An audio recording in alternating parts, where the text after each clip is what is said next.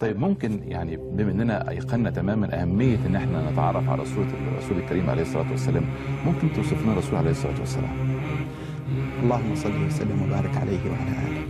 وصفه سيدنا هند بن أبي هالة، وصفه سيدنا علي بن أبي طالب، وصفه عدد من الصحابة.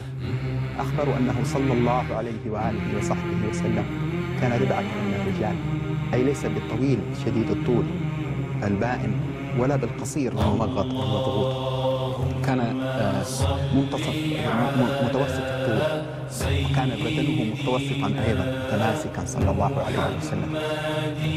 كان وجهه صلى الله عليه وآله وسلم مضيئا، ليس بالمدور وليس بالحاد، ولكنه إلى التدوير أقرب قليلا، حتى سئل بعض الصحابة هل كان وجه رسول الله كالسيف؟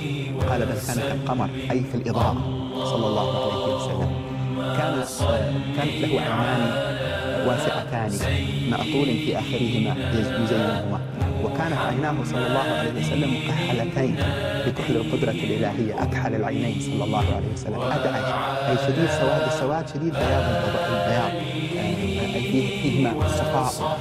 وكان على عينيه حاجبين صلى الله عليه وآله وصحبه وسلم مقوسين جميلي الهيئة، وقيل أن بينهما اتصال وقيل لا لم يكن بينهما اتصال، والسبب في الاختلاف قالوا النور الذي كان بين عينيه صلى الله عليه وسلم. كان له بين عينيه عرق يدفه الغضب، وإذا غضب انتفخ هذا العرق الذي بين عينيه صلى الله عليه وسلم. وكان طويل أهداب العينين أي الرموش، كانت طويلة رموشه صلى الله عليه وسلم. كان سهل الخد والضاء الجبين، لونه إلى البياض أميل، ليس بالأبيض الأمهق الشديد ولا بالأسمر الشديد، ولكن إلى البياض يميل مشربا بحمرة أي أزهر اللون صلى الله عليه وآله وصحبه وسلم. كان كث اللحية، نفسي وروحي له الفداء. كان شعره صلى الله عليه وآله وسلم أسودا، وانتقل إلى الرفيق الأعلى في 63 من عمره، وعدد الشعرات البيض التي كانت في شعره وفي لحيته لا تتجاوز 20، قيل 17 وقيل 14 وقيل 12 شعرة، غالبها عند صدغيه وفي عنفقته الشعر الذي يكون أسفل الشفة، وقليل في لحيته. وكان واسع الفم ضليع الفم صلى الله عليه وسلم، فصيحا إذا نطق، شديد بياض الأسنان كأنها حبات اللؤلؤ كما وصفها الصحابة.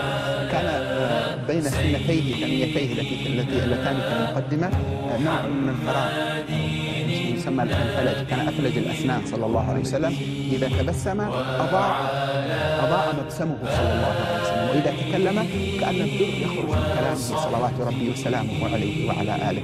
كان شعره صلى الله عليه وسلم إن أطلقه وصل إلى منكبيه وقيل إلى أذنيه، وإذا وصل إلى المنكبين قصره، كان شعره بين الجمة والوفرة صلى الله عليه وسلم، وإذا اعتمر أو حج حلقه جميعه صلوات ربي وسلامه عليه وعلى آله. كانت عنقه كأنه جلد دمية، كان عنقا براقا جميلا، حتى أنه إذا شده أحد جبذه أي شده من ردائه بعض الأعراب الأجلاف يطلب منه المال، قال حتى رأينا أثر شدته وجبدته في عنقه. كان في صفاء الفضة عنقه صلى الله عليه وسلم. كان عريض المنكبين، ضخم عظام المفاصل مكسوة بلحم، فكان مهابا. إذا أقبل صلى الله عليه وآله وصحبه وسلم قال من رآه كأنه أقبل في جيش، وصفوه فقالوا من رآه بديهة هابه، ومن خالطه معرفة أحبه. إذا التفت صلى الله عليه وآله وسلم لمن يحدثه التفت بكله صلى الله عليه وسلم، يلتفت بكله احتراما وأدبا مع من يتحدث معه. إذا تكلم مع أحد أصرف الآذان والأسماع، والصحابة كأن على رؤوسهم الطير، وإذا كلمه أحدا لم يقطع على أحد حديثه. كان له شعر صلى الله عليه وآله وسلم على رأس كتفيه، وليس في صدره كثير شعر، وإنما كانت مسربة أي خيط من الشعر يمتد من لبته صلى الله عليه وسلم من هذا المكان إلى سرته صلوات ربي وسلامه عليه وعلى آله. وكان صلى الله عليه وسلم إذا مشى يتكفأ في مشيته كأنما ينحط من صبب، أي كأنه ينزل من منحدر بغير ارتباط في مشيته صلوات ربي وسلامه عليه وعلى آله. ملأ الله قلوبنا بمحبته وشوقنا إلى رؤيته وأكرمنا برؤيته. وأكرر بخاتمة الحلقة لأنك أشرت إلي أن الوقت قد أدرك وإلا فأوصاك. وعلى